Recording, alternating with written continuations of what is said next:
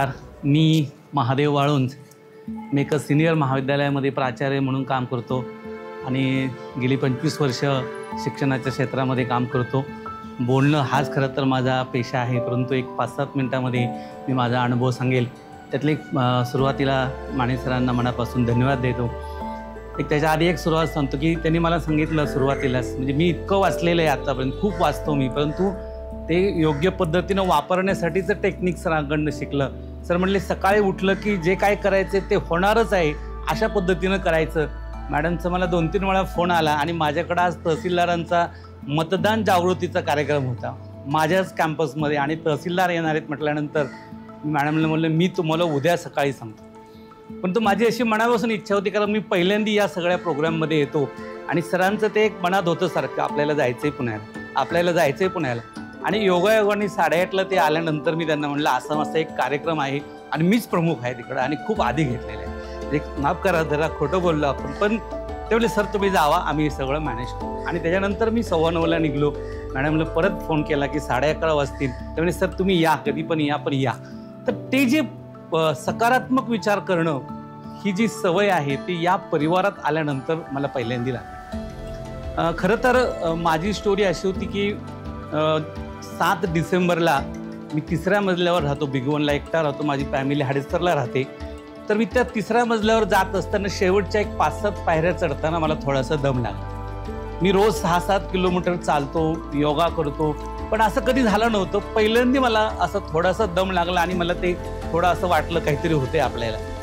मग मी दुसऱ्या दिवशी त्याच दिवशी संध्याकाळी पुण्यात आलो आणि काय करायचं, माझे एक सह्याद्रीमध्ये ओळखीचे मित्र होते, त्यांचं पुतण्या होते, त्याला फोन केला की असं असं होते मला महेंद्र. ते म्हणलं काका काही हरकत नाही, आपण तुम्हाला उद्या आलं तरी तुमचं सगळी फुल बॉडी चेकअप करूया. परंतु मी एकदा फेसबुकवर, म्हणजे सोशल मीडियाचा कसा फायदा होतो, फेसबुकवरती संदीप काळभोरांची पोस्ट वाचली होती. ते माझे खूप जवळचे नातेवाईक पण आहेत, मित्र आहेत, परंतु कधी फार या विषयावरती आरोग्याच्या दृष्टीनं आमची कधी चर्चा झाली नव्हती. आणि ती पोस्ट खूप मोठी होती आणि मी ती अख्खी वाचलेली होती आणि माझ्या लक्षात ते कुठंतरी आलं की आपण एकदा संदीपला फोन तर करूयात, किमान त्याचं मेडिकल होतं पूर्वी, ते तरी आपल्याला काहीतरी प्रॉपर सांगेल. म्हणून मी संदीपला फोन केला की संदीप असं असं होते आणि मी असं असं सह्याद्रीत जायचा विचार करतोय, काय करू. आणि मग पहिल्यांदा मला त्याने सांगितलं की सर तुम्ही इकडं तिकडं कुठं जाऊ नका, मी सरांना फोन करतो, तुम्ही उद्या सकाळी दौंडला जा. आणि मग 8 तारखेला 8 डिसेंबर 2023ला मी आणि माझी मिसेस सतत माझ्याबरोबर असते. आज सुद्धा ती हडपसरमध्ये रस्त्याला येऊन थांबलेली होती की आम्ही लगेच इकडं आलो. 8 डिसेंबरला आम्ही पहिल्यांदा सरांकडे गेलो. चांगलं गुटगुटीत होतो आम्ही, म्हणजे वजन वगैरे होतं. मी मुद्दामून त्या दिवसाचा फोटो आजही माझ्याजवळ ठेवलेला आहे. माझ्या मोबाईलमधून डिलीट होईल म्हणून मी माझ्या लॅपटॉपमध्ये ठेवला आहे. सरांच्या तिथं मी जेव्हा वजन केलं, उंची आणि वजन, त्याचा फोटो मी काढून ठेवलेला होता. कारण मी संदीपकडनं खूप ऐकलं त्यानंतर, म्हणजे खूप वेळा त्याच्याशी बोललो त्या जाईपर्यंत. त्यामुळे माझ्या असं मनात पक्क बसलं होतं, म्हणजे जातानाच मी सकारात्मक होतो, खूप पॉझिटिव्ह होतं की आपल्याला त्याच्यातनं योग्य पद्धतीनं मार्गदर्शन मिळणार आहे. म्हणून मी त्याचा फोटो काढून ठेवला होता. हे 76.10 होतं. माझा घरच्या काट्यावर करून आलो मी, तर 65 किलो माझं वजन आहे, म्हणजे साधारणतः 10 किलो 10-10.5 किलो माझं कमी झालेलं आहे. परंतु त्याच्यानंतर सरांकडे गेल्यानंतर मग BP खूप वाढलेला होता, शुगर पण जवळजवळ 200पर्यंत होते. त्याच्या आधी मी कधी BP चेक केलेलं नाही, शुगर चेक केलेलं नाही आणि माझं वय 50+ आहे आता. परंतु ह्या सगळ्या गोष्टी कधी वाटल्या नाही. आपण नियमित चालते, दिवसभर आपल्या कामामध्ये आहे आणि शरीराकडे वेगळ्या पद्धतीनं पाहिलं पाहिजे असं काही ते नव्हतं. परंतु स्वतःकडे नीट पाहिलं पाहिजे याची सुरुवात खरं तर मला वाटतं त्या दिवशी झाली. मी एक 10-12 दिवसापूर्वी एक व्हॉट्सअपला पोस्ट लिहिली होती, एक 7-8 ओळीच लिहिल्या होत्या. सरांनी ते कलेक्शन घेत होते स्वतः आणि त्याचा एक फोटो मला शेअर केलेला होता, एक व्हिडिओ छोटासा, आणि तो व्हायला माझ्याकडे योगायोगाने थोडासा वेळ होता, त्याच्यावरती मी एक 7-8 ओळी लिहिल्या होत्या. आणि मी त्या मुद्दा म्हणून, म्हणजे ते विसरू नये म्हणून मुद्दा म्हणून तुम्हाला वाचून दाखवतो, कारण ॲक्च्युली मला काय वाटतं ते मी त्याच्यातनं सांगतो. डॉक्टर राजेंद्र माने सर हे अत्यंत अभ्यासू डॉक्टर असून मी यांच्याकडे ट्रीटमेंट घेतो हे मी त्याच्यात सांगितलं होतं. त्यांचं दवाखाना म्हणजे संशोधन केंद्र आहे. ते सतत आपल्याला विचारत राहतात आणि आपल्याला त्याच्यावर सांगत राहतात. हे नवीन वाचा. मलाही खूप पुस्तकं सरांनी वाचायची आहेत. ते मेडिकल्स, म्हणजे मी माझ्या काही नातेवाईकांना, बऱ्याच जणांना ती पुस्तकं शेअर करतो. तर ते माझी एक नातेवाईकाची मुलगी, त्यांची डॉक्टर आहे, ती म्हणली काका तू हे कशाला वाचतोय, तू काय डॉक्टर आहे का, तुला काय फायदा याचा. मग म्हटलं तू हे वाच, तुझ्या लक्षात येईल. डॉक्टरांचं अज्ञान कशा पद्धतीने तुम्हाला धोकादायक होऊ शकतं अशा नावाचं पुस्तक मी बऱ्याच जणांना सरांनी सांगितलं, शेअर केलं आणि ते बऱ्याच जणांनी मागवलं. काही लोक सरांकडे येऊन ट्रीटमेंट पण घेत आहेत. तर खऱ्या अर्थाने त्यांचं दवाखाना म्हणजे मला त्या दिवशी वाटलं की ते संशोधन केंद्र आहे त्यांचं घर म्हणजे ग्रंथालय आहे.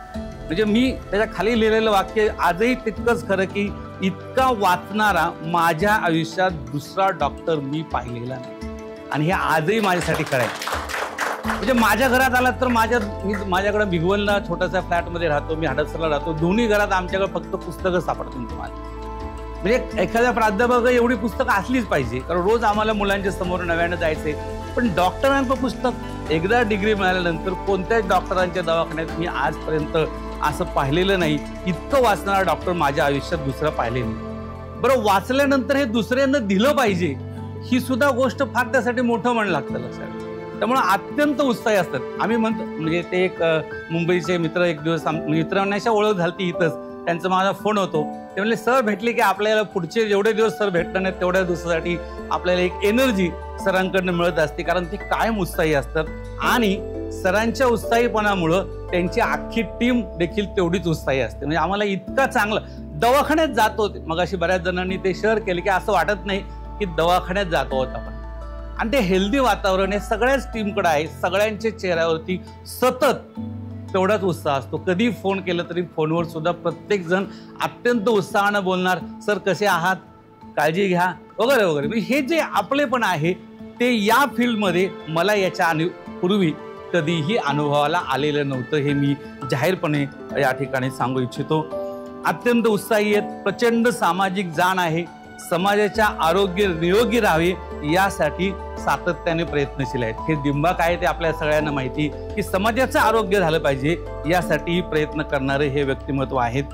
डॉक्टरांना भेटणं म्हणजे नवी ऊर्जा, नवी उमेद, जीवनाकडे पाहण्याचा नवा दृष्टिकोन घेऊन उत्साहानं आणि आनंदानं आणि प्रेमानं जगणं. आणि हा सगळा अनुभव मी सातत्याने घेतो.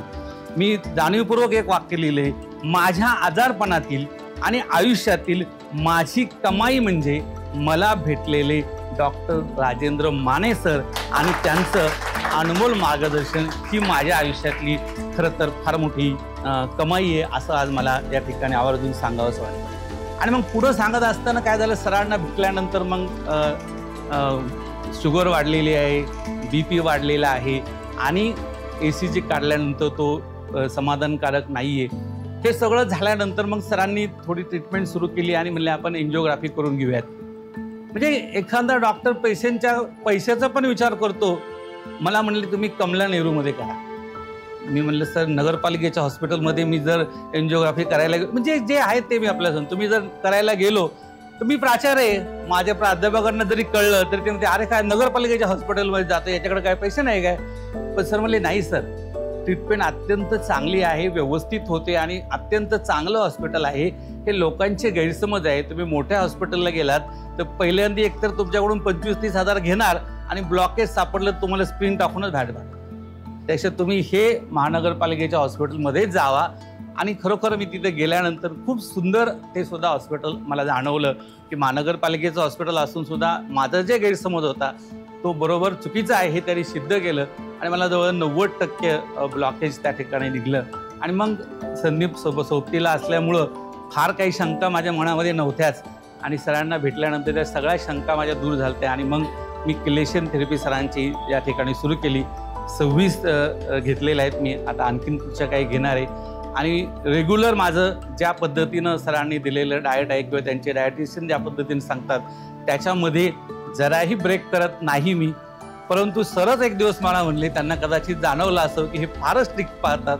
ते म्हणले अगदीच एखाद्या पाहुण्याने लईच आग्रह केला तर थोडासा चहा घ्यायला हरकत नाही, परंतु मी या 4 महिन्यात हार्डली 1 किंवा 2 वेळाच घेतला असेल, तेही एवढाच खूपच आग्रह करतात, अदरवाईज नाहीच. त्यामुळे हे सगळं आपल्यासाठीच करायचे. आणि मी माझ्या विद्यार्थ्यांना, शिक्षकांना आणि अनेक नातेवाईकांना सांगत असतो आणि सातत्याने सांगत राहतो. आणि मलाही स्वतःला जाणवलेलं आहे की खरोखर आपण आपली जर जीवनशैली बदलली, आपण आपली जर विचार करण्याची प्रक्रिया बदलली, म्हणजे आजाराचं मूळ विचारामध्ये आहे आपल्या, हेच कधी माझ्या लक्षात आलेलं नव्हतं. मनावरती खूप वाचत होतो आम्ही, परंतु इतक्या चांगल्या पद्धतीनं सरांकडनं आम्हाला कळलं मी संत साहित्य जास्त वाचतो. मन करारे प्रसन्न सर्व सिद्धीचे कारण असं संत तुकारामांचं वचन आहे. किंवा सगळ्याचं मूळ कुठं आहे, आपल्या मनामध्ये आहे. हे मला या ठिकाणी सरांच्या मुळं खऱ्या अर्थाने जाणवलं आणि माझं आयुष्य बदललं. माझं 10 किलो कमी झालं, माझ्या मिसेसचं पण 10 किलो कमी झालं. डॉक्टरांनी माझ्यापेक्षा जास्त त्यांना सांगितलं होतं, कारण तुम्ही बदललात तर अख्खं कुटुंब बदलेल. माझ्या मुलांमध्ये, माझ्या आईमध्ये, सगळ्यांच्या आमच्या नातेवाईकांमध्ये तो अवेअरनेस हळूहळू यायला लागलेला आहे. ज्या पद्धतीचं सरांनी वर्णन सांगितलं की ज्या पद्धतीनं भारतामध्ये राहता म्हणजे तुम्हाला डायबिटीस होणारच, म्हणजे तशा अर्थानं हे सगळं अंधकारमय अशा पद्धतीचं चित्र या ठिकाणी आहे. एक वाक्य मला आठवतं वाचलेलं, अंधाराला घाबरणं सोपं असतं आणि दिवा लावणं अवघड असतं. अंधाराला घाबरणं सोपं असतं आणि दिवा लावणं अवघड असतं, पण हे अवघड काम कुणीतरी करणं गरजेचं असतं. आणि मला असं वाटतं हे दिवा लावण्याचं अवघड काम आदरणीय माने सर करतायत. मनापासून मी सरांना या ठिकाणी धन्यवाद देतो. आपण सगळ्यांनी माझं ऐकलं, आपल्यालाही धन्यवाद. थँक्यू.